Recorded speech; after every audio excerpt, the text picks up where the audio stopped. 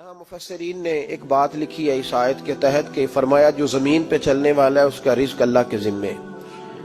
फरमाते हैं कि ये अल्लाह ने हमारी अकल के मुताबिक हमसे बात की है, वरना आसमानों में जितनी मखलूक है रिज्क उसका भी अल्लाह के जिम्मे ही है। यहाँ जो फिल अर्द के लफ्ज है जमीन पे, वो हमें समझाने के लिए कि तुमने तो सिर्फ ये दुनिया देखी है ना, तो जिसको तुमने देखा है वो सब खाते अल्लाह का दिया हुआ ही है। तो जो हमने देखा था रब करीम ने उसके मुताबिक हमें समझा दिया। फरमाया कुछ तो तुमने देखे ही नहीं, चलो उनकी तुमसे बात नहीं करते, पर जो तुमने देखे हैं उन सब का रिस्क किसके जिम्मे है? अल्लाह के। मेरे महबूब करीम अलैहिस्सलातु सलाम ने फरमाया अल्लाह पे भरोसा रख के सवेरे निकल जाना रिस्क की तलाश में। किस पे भरोसा रखना है? निकलना तुम्हारे जिम्मे है। ये ना कहना कि घर बैठूंगा तो यहीं आएगा, निकलना तुम्हारी जिम्मेदारी है। जितनी जिम्मेदारी है वो पूरी करना। अल्लाह पे भरोसा करके निकल जाना तुम्हारी जिम्मेदारी है। रब का जिम्मा है तुम्हें रिस्क देना, वो जरूर तुम्हें रिस्क पहुंचाएगा। तो या रसूल अल्लाह सल्लल्लाहु अलैहि वसल्लम किस तरह पहुंचेगा? तो जरा हुजूर के लफ्जों का हुस्न भी देखिए। नबी पाक सल्लल्लाहु अलैहि वसल्लम ने फरमाया जिस तरह मौत तुम्हें ढूंढ लेती है ना कि तुम कहां मौजूद हो, जब वक्त आता है तो इंसान पाकिस्तान में हो तब भी आ जाता है, जद्दा में हो तब भी आ जाता है, मक्का में हो या मदीना तैयबा में, वक्त फिर भी आ जाता है। फरमाया जिस तरह मौत तुम जहां भी हो तुम तक पहुंच जाती है ना, इस तरह तुम्हारा रिस्क भी तुम जहां मौजूद होते हो अल्लाह वहां पहुंचा देता है। तो या रसूल अल्लाह सल्लल्लाहु अलैहि वसल्लम किस अंदाज में? तो फरमाया निकल जाना तुम्हारी जिम्मेदारी है। फरमाया सवेरे परिंदे भी निकल जाते हैं और शाम को जब लौटते हैं तो अल्लाह उन्हें पेट भर के रोजी अता फरमाता है। हालांकि उनको नहीं पता होता हमारा कारखाना कहाँ है, हमने कहाँ जाके मजदूरी करनी है। उनको नहीं पता होता कि हमारा दफ्तर कहाँ है, हमने किस ऑफिस में बैठना है। उनको नहीं पता होता कि हमने कहाँ जाके माल खरीदना है और कहाँ से हमने फिर उसको दोबारा बेचना है। उन्हें खबर नहीं होती। अल्लाह पे भरोसा करके निकल जाते हैं। निकलना तो तेरे जिम्मे है कि नहीं? फरमाया वो तो ड्यूटी कर, शाम को अल्लाह जो रब परिंदों को रोजी देता है वो तुझे भी अता फरमाएगा।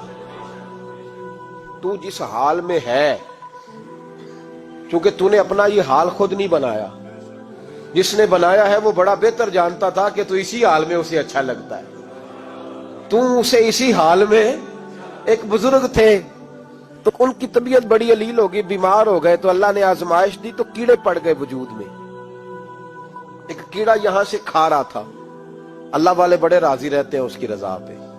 तो कीड़ा यहां खा रहा था तो नीचे गिर गया, तो बाबा जी ने उठा के फिर वहां रख लिया।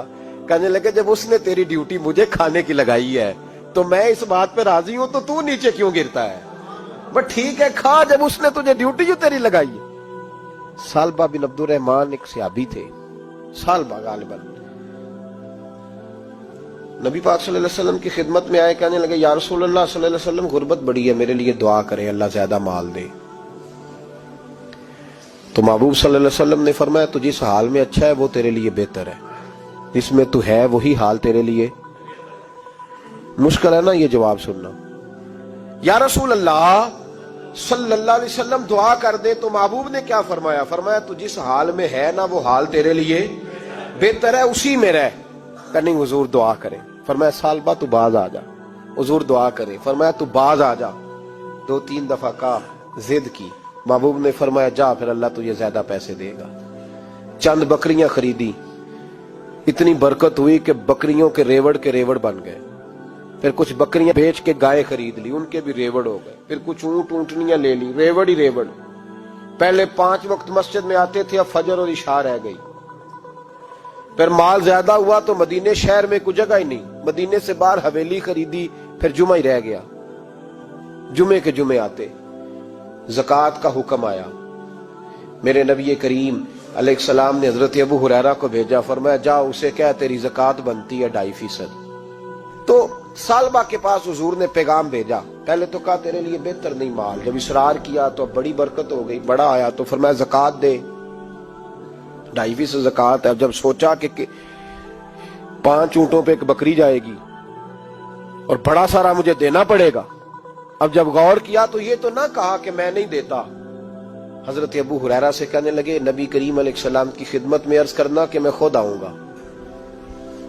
حضرت ابو ہریرہ نے آ کے عرض کی یا رسول اللہ صلی اللہ تعالی علیہ وسلم، حضور وہ کہتے تھے میں خود آؤں گا۔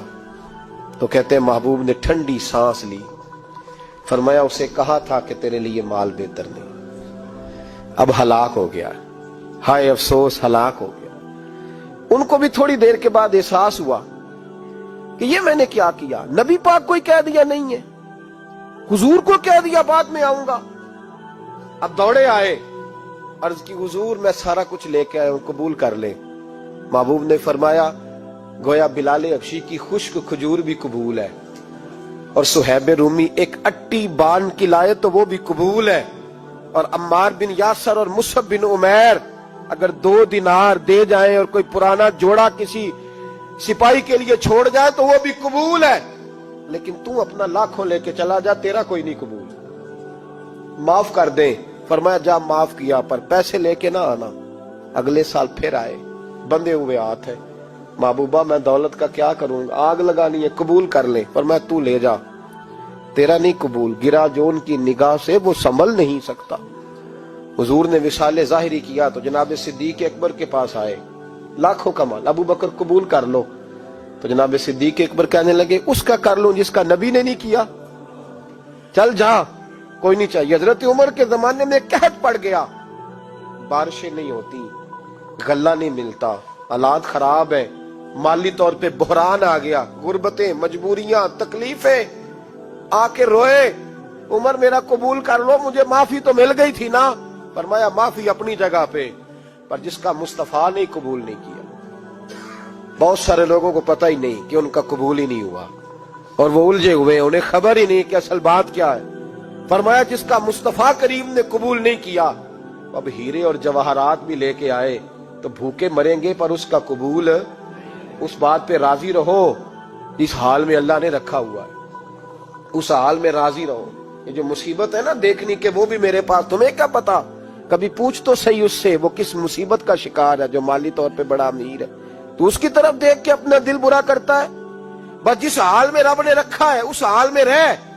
حضرت عثمان غنی کے زمانے میں تو وہ وصال کر گئے، لیکن بھائی تو جس حال میں تیرا رب تجھے رکھتا ہے اس حال میں رہ، تیری مالی پریشانیاں ختم ہو جائیں گی۔ امام شافعی فرماتے ہیں جن گھروں میں لوگ فجر کی نماز کے وقت سوئے ہوتے ہیں ان گھروں میں رزق نہیں آتا۔ آپ فرماتے ہیں فجر کا وقت اللہ کے دینے کا وقت ہے، اس وقت اللہ بانٹتا ہے۔ حضور صلی اللہ علیہ وسلم کا فرمان ہے نا حدیث میں کہ تہجد کے وقت اللہ پہلے آسمان پہ نزول جلال فرماتا ہے جو اس کی شان کے لائق ہے تہجد کے وقت، اور وہ کہتا ہے مانگو میں تمہیں عطا کروں گا۔ لینے کی باری آئے تو بندہ سمیٹ سماٹ کے اندر گھس جائے۔